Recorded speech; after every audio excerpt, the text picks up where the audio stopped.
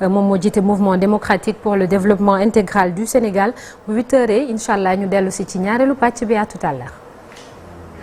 Diomaye Faye daañu ci dellusiwaat waaye Bassirou Diomaye Faye moomee génn kaso démb moom ak Ousmane Sonko la ngay rafetlu lam waaw xam nga nag wax dëgg yàlla kaso moom kenn yéenewu ko kenn yal na ñi nga xam ne dañu nekk ci tolof tolof nekk ci kaso bi yal na yàlla génne leen. parce que lu metti la bàyyi sa njaboot nekk ci foo xam ne dañ lay tëj doo génn loolu moom yaakaar naa ne neexul kon nag Bassirou Diomaye Faye ak Ousmane Sonko comme dellu nañ seen kër dañuy wax alhamdulilah yal na yàlla dafa leen jàmm man nag dafa tombeel ni démb c'est la première fois ma dugg fi nga xam ne moom mooy espace u ñoom fi ñuy yëngatoo mooy quartier général ba comme dama faa dugg ci suba si nag bi may dugg rek xam nga man ceddo la waaye fu may dugg fu ne damay naan bisimilah rahmaani salaamun xawlan min rabbin rahim na jàmm am. da nga bëgg a jàpp ne ngoon si ñu génn kon coïncidence la boo xam ne xaw ma lu tax yàlla defee ko noonu alhamdulilah. léegi ni mu génn ni ñu génne kaso ak la ka ëmb yëpp ak la ka wër ban jàngat nga ci def est-ce que xel mënu cee tey ak lu mel politiciens yi dañuy fooy. non xam nga man moom am na la ay loo xam ne. wax naa ko duma ci dellu ginnaaw mooy lan mooy man amnistie bi ñu def assemblée nationale moom dama ko contre parce que amnistie bi li mu indi mooy ñi rey ñi yàq ku ci ne daal bàyyi nañ lépp mu jàll ça veut dire que beneen yoon ku toogaat bu la neexee nga def li la neex booy dem nga def loi assemblée nationale ñu voté ko ñu ne allez tout je pense que Ousmane Sonko ak Diomaye Faye ñun bi ñu demee rencontre président de la République newoon nañ ko ki nga xam ne mooy Diomaye Faye puisque conseil constitutionnel nee na candidat la jàll na waxoon nañ président de la République ne ko dañ ko war a bàyyi mu génn dem defi campagne si vous vous souvenez sax presse bi yéen waxoon ngeen ni président nee na bu avocat am introduire demande de mise en liberté provisoire ñoom gouvernement bi dañ ci opposé wu donc et puis à part loolu am na yeneen prisonniers yoo xam ne génne nañ leen fi te amuñu amnistie donc pour ñu génne leen on n'avait pas besoin d'amnistie. lu tax yow Samba Ndiaye seen député yi loolu lay wax parce que yow kii di Diomaye ngay jàppale ex-Pastef lu tax demu leen en tout cas attaquer loi boobule lu tax man en réalité. ba ñu promulgué ko finalement damay jàppale Diomaye à l'élection présidentielle loolu aussi je pense que war na leer. li ma ci côté boobu sax dafa am loo xam ne bëgg naa ko cee wax parce que nit ñi politique bi dañ yaakaar ne affaire positionnement pour poste la je pense que docteur ba maa ngi koy woon léegi ma ne ko man su fekkoon ne poste rek laa bëgg won naa ko poste bu ñu ma proposé à l'étranger poste stratégique boo xam ne lañ may fay mënuma ko am Sénégal. bana moom gis na ko te direction waxal lan la. direction générale. fan. lire nga ko dans les pays. waxal sa bopp rek ñu dégg. donc loolu am naa ko fi bu ma neexoon dem et c'était pas la première fois donc ñun li ñuy def ça entre dans le cadre de la stratégie politique. mais ñoom lu ñuy def aussi war na la engager parce que yow ak ñoom yéen a ànd. parce que ñun am na fu ñu nekkoon ñu dem ba mu yàgg. ñu bàyyi poste nekk candidat ñu dem ñu recalé ñu n'est-ce pas bi ñu recalé lan moo xew processus électoral bi dem ba mu yàgg président Macky Sall la arrêté ko mais dama ne loolu képp kuy sénégalais ku bëgg démocratie bëgg réew mi jëm kanam heurté na la man mii nag ci laa bokk. mais yéen a demoon sakku yenn ci Macky Sall. wax nga ko sànq. ñun bañ demee ci président Macky Sall aussi de bëgguñu woon report mais quoi qu'il advienne. lan ngeen bëggoon ñu intégré waat leen. ci biir mbir mi ça veut dire que. ça passe par là. report lay doon wala reprise du processus. donc bi ñu demee ci président Macky Sall tontu nañu. lan ngeen doon sàkku foofu. bañ fa demee liñ doon wax je pense que président Alioune Sarr waxoon na ko à l'époque.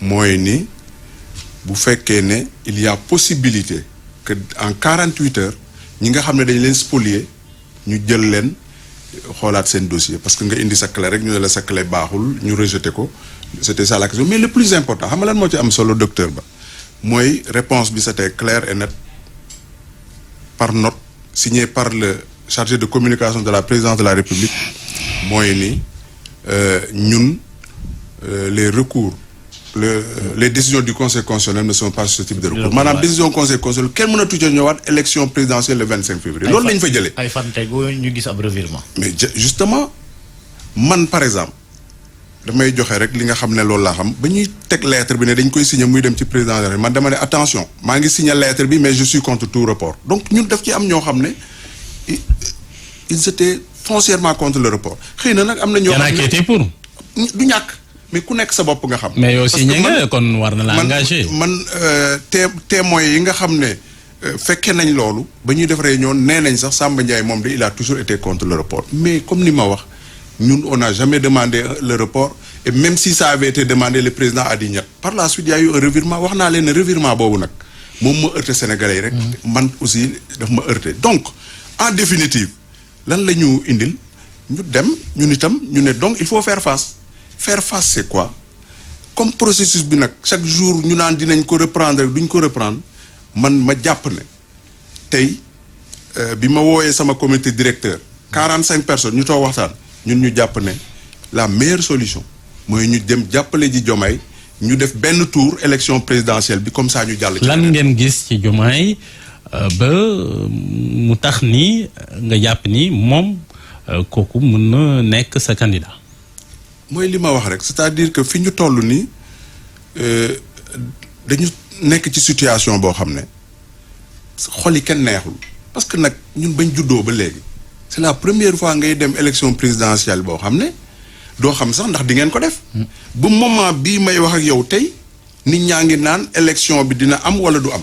objectivement qu'est-ce que Diomaye a de plus que les autres. pour nga dem fekki ko. moom laa wax ñun d'abord dama convoqué sama comité directeur. ñu waxtaan bi ñu waxtaanee ñoom 2 candidats lañ proposé dont Diomaye alors li tax ñu proposé ko non keneen ki moom man du ma defal kenn publicité parce que comme on a choisi Diomaye non comme nee nga 2 kay wax la clarté du débat oui mais Amadou Ba Amadou Ba moom il était exclu parce que man mënuma jógee kooku moom c'est automatique mënuma jógee ci Amadou Ba ñu président proposé ko ma ne ko àndul ak moom ànduma ak moom ba pare may ñëw di retourner ci Amadou ça c'est un deuxièmement Amadou Ba mais lépp lu ñëw ci élection bi am na ci responsabilité décret bi kan moo ko contresigné mais moom moo ko contresigné mais quand on est fonctionnaire aussi bu fekkee ne am na lu ñu def àndoo ci da nga koy bañ man dem naa fi bi ma nekkee DG si ñu indil ma ay document accord de pêche ma bañ ko signé parce que pour man c'était pas dans l'intérêt du Sénégal. Est-ce que c'est cohérent tout ça yéen ñi nekk ñi doon xeex l'antisystème ñoom Ousmane Sonko Diomaye tey jii bi nga jógee grand train nga delluwaat dem fekki par exemple ñuy xeex système boobule. affaire bi du affaire u système ak antisystème. ñoom noonu lañ ko gisee.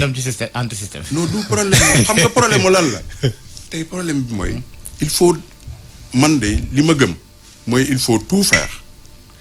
pour que processus électoral bi arrive à son terme processus électoral boobu nag lan moo koy gaawal mooy ñëpp jàpp pour que premier tour mu jeex d'ailleurs démb bi ma demee di signer charte bi mais man j'étais à la 151e position des mouvements et partis qui soutiennent Diomaye Faye 151e position et je sais qu'il y avait une dizaine de partis et de mouvements qui attendaient pour signer le document. Donc aujourd'hui oui c'est ça la réalité. En fait loolu yàgg na ci réew moom ndax boo demee mouvance dañ lay naan ay des dizaines de partis Ablaye Wade ay jamonoom ay partis yu bëri ñoo ko doon jàppale. après il a perdu en 2012. te c'est des partis yi nga xamante ne mooy loolu. mais tey seetlu rek ñi nga xam ne ñoom ñoo dem foofu yëpp. seeni bëgg-bëgg mooy comme ni ma wax léegi. ñu terminer processus électoral bi jàll ci liggéey parce que Sénégal aussi tey boo xoolee docteur Ba tout est à l'arrêt boo seetloo économie bi doxatul ñi nga xam ne sax dañu compté woon ci campagne électorale bi pour produire ay affiches pour produire ay t-shirts ñooñu aussi seeni activité mu ngi taxaw donc vraiment hésitation bi même les bailleurs de fonds ñi nga xam ne dañuy ñëw pour impulser suñu économie dugal ci xaalis ñoo ñëpp ñu ngi taxaw di xaar donc tey liñ bëgg vraiment ñun ñëpp mooy économie bi doxaat. est-ce que li koy def mooy élection bi gaaw pare. c'est pas trop léger ci ab homme politique wa nga xamante ne daf bëgg réew mi suqaliku nga jàpp ne rek dañoo war a gaaw ci processus électoral bi te tegoo ko sur une base programmatique. On en arrive le programme les points de convergence. parce que yow y en a eu moo léegi na mbir mi gaaw ñu jàll quoi. non loolu mooy premier point bi deuxième point bi c'est le programme. point de convergence yi ñu am ñun mooy d'abord defe naa ñun suñu programme ñoo njëkk di génnee programme en public mooy temps yi ñu def parrainage.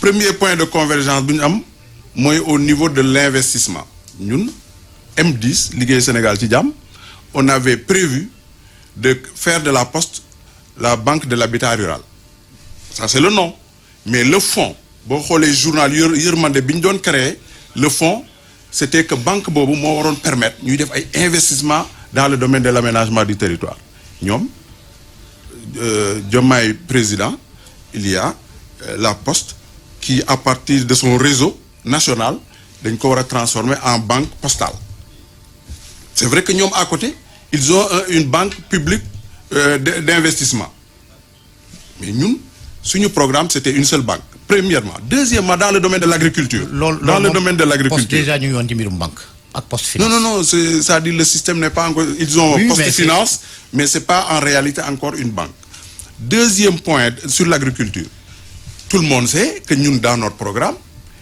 on avait prévu de faire 1000 fermes agricoles avec des employés salariés gis naa ne France sax ñu ngi koy waaj depuis leur problème là ñu ngi ne dañuy jox agriculteurs yi les employés agricoles 1500 euros par mois. Nous on avait prévu le SMIC environ 65 000 francs. Alors dans le programme de Diomaye ils ont une continuité du programme. Non, ça n'a rien à voir parce que le PRODAC voilà c'est des choix comme ça. Nous dans notre programme il était prévu que dans chaque commune qu'il y ait 2 fermes agricoles étatiques. Aujourd'hui dans le programme de Diomaye ils ont prévu des fermes familiales. loolu ça ne change rien finalement c'est des redites loo xamante ni gis nañ ko ci yeneen programme yi c'est pas très structuré y a kenn mënu la wax lu ñu dégager en termes de moyens c'est plus des slogans que des programmes. Nous on avait évalué nos fermes une ferme agricole de 10 hectares on avait prévu des unités de 10 hectares c'est 250 millions donc on avait prévu 1000 fermes ça faisait 250 milliards c'est ça qu'on avait prévu maintenant dans le programme de Diomaye ils ont prévu dañoo prévoir ay fermes yoo xam ne c'est des fermes familiales exploitation agricole familiale avec valorisation chiffré du patrimoine foncier de chaque famille bon j'ai pas les chiffres pour ça j'ai pas les chiffres mais le principe c'est que ñoom ñun unité de 10 hectares la ñoom unité agricole bi c'est familial donc ça aussi c'est un point de convergence. Une question sur maintenant il y a la transformation industrielle basée sur la production nous on avait appelé ça industrie de proximité parce que man dama def expérience bi man en tant que DG CIRN j'ai créé une usine à Dakar dans le département de Dakar une usine à Mbour à Mbaling et une usine dans le département de Rufisque parce que ñun on avait prévu au moins une usine de proximité dans chaque département. Et j'ai vu que dans le programme de Diomaye, mais dans le programme aussi en tout cas réforme da ngeen di dugal poste de vice-président. Et ça dañoo bëgg xam exactement c'est pour Ousmane Sonko bu fekkee noonu la lan mooy cohérence globale bi. loolu moom yaakaar naa doo ko bañ ndax bi ngay ànd ak Ablaye Wade moom yëkkati woon kaddu pour bañ ko. poste vice-président. C'est le contenu qui est important. Ah non mais c'est important tout ça. Oui, c'est le contenu. Je dis que c'est le contenu. Et j'ai vu que dans le programme, le contenu n'est pas encore clairement décliné. Maanaam tey organigramme mën nga président vice-président. Kan mooy Diomaye président Ousmane Sonko vice-président. Non, ça je sais pas. Ah non mais ça je ne sais pas du tout. On maintient les 19 s'il passe Diomaye mënul nekkaat vice-président. Mais c'est évident que si les élections se passent, c'est Diomaye le président. Il ne peut pas y avoir quelqu'un le vice-président, ça va être Ousmane Sonko. Mais lola xamul le vice-président, il n'est pas élu. Il est nommé. Parce que dans notre système d'élection, c'est pas comme dans les pays anglophones. On dañuy élire président et vice-président. dañu war a falandoo. loolu xanaa beneen constitution lay doon peut-être prochaine élection présidentielle lay doon. loolu laa wax dama ne loolu beneen élection lay doon mais élection bii ñu nekk y a qu'un président qui sera élu c'est le président Diomaye Faye. Le vice-président il est nommé. est-ce que ragaloo.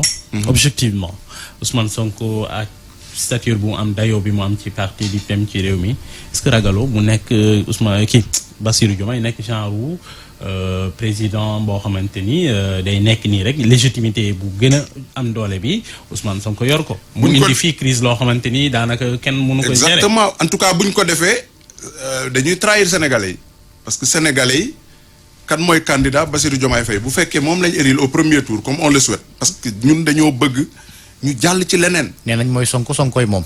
d'accord mais nag moom mooy doon président nag bu ñu la ko tegee da ngay affirmer wu. man loolu laa affirmer ça veut dire quoi ça veut dire que tu assumes tes responsabilités yaay président de la République. Ousmane Sonko mission yi la jox yow yaa koy assumer.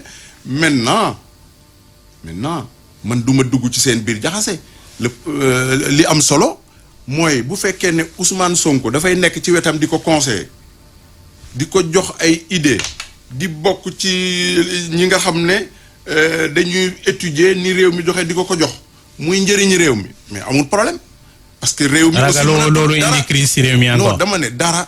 mën na comme ni ñu amoon en 62 yaa ngi fàttaliku. non 62 c'est différent. 62 Dia avait tous les pouvoirs Senghor avait des pouvoirs honorifiques. ah ben voilà donc boo deful attention aussi ça va être peut-être la même chose. mais li ma bëgg ñu xam mooy. gis nga Sénégal bi ñu dem mënatul a mel ni Sénégal fi ñu jógee nii nga xam ne dañuy am njiit boo xam ne lu ko neex mu def. boo demee dañuy dem élection ba mu yàgg nga ne on arrête le processus loolu moom mënatul a nekk. à supposer ñu falu woon nangu. à supposer ñu falu woon man de maa ngi jàppale Diomaye. à supposer ñu falu woon lépp luñ fiy teg ëllëg luñ tegul ci yoon comme niñ ko yàgg a defee d'ailleurs. dañ ciy à supposer ñu falu woon en quelques secondes boo gisatul li nga xam nga. li nga génn dem sa yoon.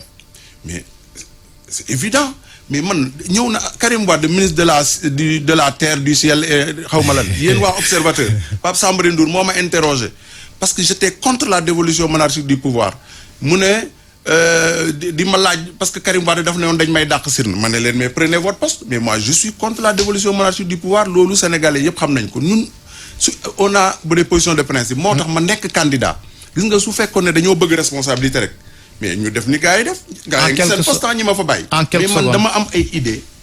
bind ko ci livre. sur la monnaie. bind ko sur l'agriculture. bind ko ci lépp ma gëm sama bopp. moo tax ma nekk candidat connaissant les conséquences yi ci naroon a découler. en quelques secondes Samba Ndiaye yaa nekkoon directeur GTS. Thiès Diamniadio door na démb ñu bloqué train yi. yow loolu est-ce que jéemoon nga ci indi ay biir cheminots retraités yi. man daal xam nga fierté bi ma am.